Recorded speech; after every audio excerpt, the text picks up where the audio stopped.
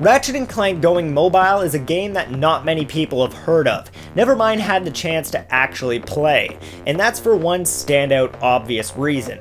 It was only developed for one of these.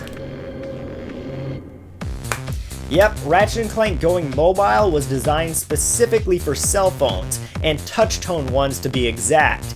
And according to the back of my Tools of Destruction manual, I can text the keyword Clank to force Sony to actually buy the game. So let's give it a try.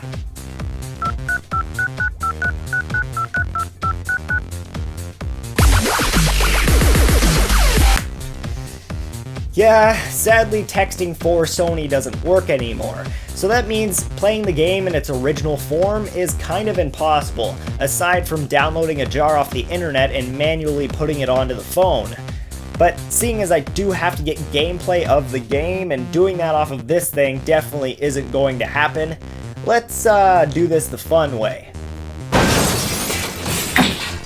This is a Java emulator, and I know you're all gonna be like, ooh, emulators are bad. Well, you know what? That's the only way that I can record the gameplay for this video. So suck it up and watch as I play an old school cell phone game with a PlayStation 3 controller. Now, the first thing I really noticed when starting up the game is that the audio quality is actually really well done, with multiple beats and tones that I really wouldn't expect to hear from a cell phone. Though it does seem like most of the audio memory and quality was put into this first screen because, well, just listen to this sexy level music.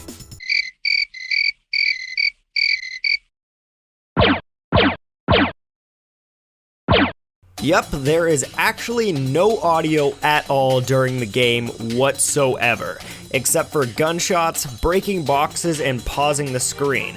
I do understand though that this lack of music is all due to hardware issues and not enough memory to hold it all, so that can be forgiven, especially since the quality of the sound effects are actually really well done and resemble the same sound effects from the PS2 version really well. Gameplay wise, this game actually has a lot more than you would expect from something of this caliber.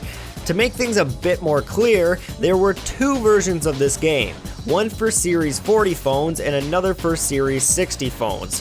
What you're looking at now is the Series 60 game, since its image quality is higher and includes more levels and titanium bolts. Yeah, you heard me right, titanium bolts. And that's not the only mechanic that was taken from the original game and brought into this one. Some other awesome features include 7 weapons that can actually be upgraded to do more damage, a shop to buy ammo and guns, and a battle arena with 11 challenges in it. All of this plus 12 levels included in the game can actually keep you busy for a long time, though not everything is perfect and beautiful obviously, since it is only a cell phone game. So there are a few downsides I need to mention. One being that every gun in the game makes the exact same sound effect, meaning that the Lancer makes the exact same sound effect as the Rhino, which just doesn't seem right when firing it. Another thing is that breaking boxes in this game just isn't fun. To put it in simpler terms, when playing a 3D Ratchet game and you swing your wrench, it moves you forward so when you're ready to swing again, you're in front of the next group of boxes.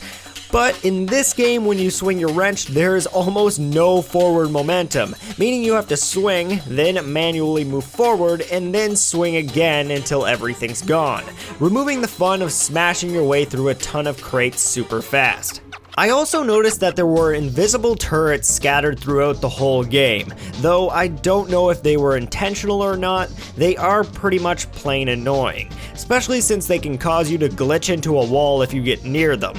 Luckily enough though, you can still blow them up just by shooting where you see their bullets coming from, so it's not too much of a hassle. The last nitpick I have about the game is that there isn't too much variation in level design and enemies, since from what I've noticed there was only 3 different level backgrounds that were reused many times, just with a different level layout for each place you visit. Plus there was also only 4 enemy types in the whole game, though some of these enemies did shoot different types of bullets to add some sort of variation. Most of these things are really small problems and are mostly due to the game having to be on an old cell phone, but with beautiful pixel art, unlockable guns, including one that turns enemies into pigs, a final boss that's actually pretty hard, a challenge mode that makes the game harder the second time you play through it, and hidden titanium bolts scattered around all the levels that you use to unlock the Rhino, there is actually a lot of replayability here for what it's worth. Ratchet and Clank going mobile is surprisingly a really well done game, especially for a cell phone. And not surprisingly, it actually received a reward for Best Action Game at the 3rd Annual Mobile Entertainment Awards, and was going to sport itself a sequel titled Ratchet and Clank Clone Home, though the game was eventually cancelled due to interfering with the Size Matters timeline. We'd never get an actual mobile game after this one until before the Nexus came out, and sadly that game was just a very bad Temple Run ripoff.